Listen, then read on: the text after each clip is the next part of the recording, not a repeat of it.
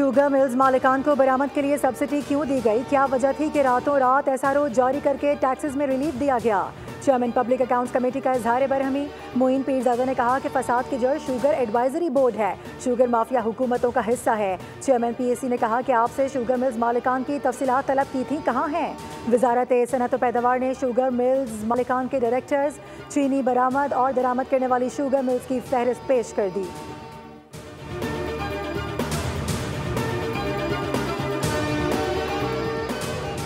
وزیر اعلیٰ خیبر پختونخوا کے خلاف شراب اور اسلحہ برآمدگی کیس، علی امین گنڈاپور نے عدالت کے سامنے سرنڈر کر دیا۔ وارنٹ گرفتاری منسوخ۔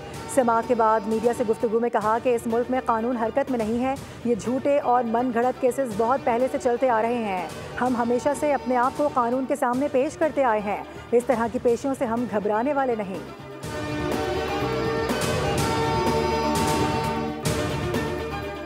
فتنہ ہندوستان اور بلوچ یکجہتی کمیٹی کا گٹھ جوڑ بے نقاب، نام نہاد لاپتہ افراد کی آڑ میں دہشت گردی کے ناقابل تردید شواہد منظر عام پر آ گئے۔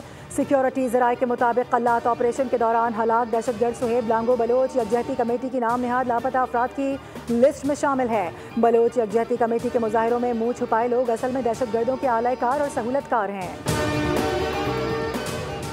پاکستان کا اسرائیل کو تسلیم کرنے کا کوئی منصوبہ نہیں ہے۔ پاکستان دو ریاستی حل کی حمایت کرتا ہے اور فلسطینی سرزمین پر اسرائیلی قبضہ فوری ختم ہونا چاہیے۔ نائب وزیر اعظم اسحاق ڈار کی نیو یارک میں پریس کانفرنس، کہا کہ دورہ امریکہ ہر لحاظ سے کامیاب رہا۔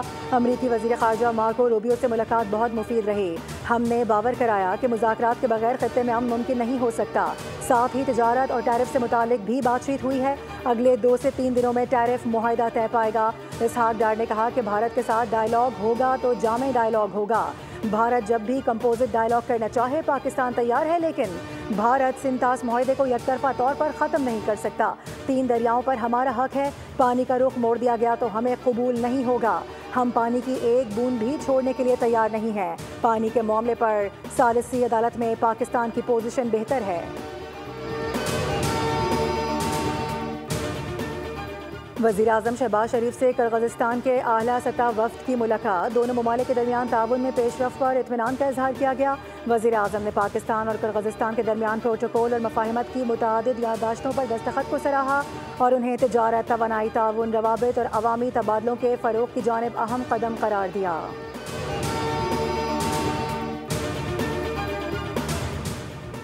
پاک امریکہ تجارتی معاہدے کو حتمی شکل دینے کے لیے وزیر خزانہ امریکہ روانہ ہو گئے۔ محمد اورنگزیب تجارتی معاہدے کو حتمی شکل دیں گے۔ 1 اگست کی ڈیڈ لائن سے قبل دونوں ممالک کے درمیان باہمی طور پر متفقہ ٹیرف پر دستخط کا امکان ہے۔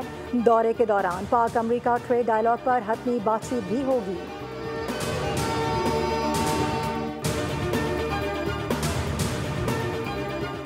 اور شاہراہ بابو سر پر لاپتہ سیاحوں کی تلاش تاحال جاری ہے۔ شاہراہ کو یک طرفہ ٹریفک کے لیے بحال کر دیا گیا۔ ترجمان صوبائی حکومت کے مطابق نجی ٹی وی چینل کی اینکر پرسن کی گاڑی سیلابی ملبے سے ملی ہے۔ مقامی رضاکار اور کمیونٹی بھی سرچ آپریشن میں حصہ لے رہی ہیں۔ تھک، نیاڑ، بٹوگا، تھور، ٹانگیر اور گھمری میں متاثرین کی بحالی کا کام جاری ہے۔ صوبے میں سیلاب سے بہت بڑی تباہی ہوئی ہے، بحالی میں وقت لگے گا، عوام کے نقصانات کا ازالہ کریں گے۔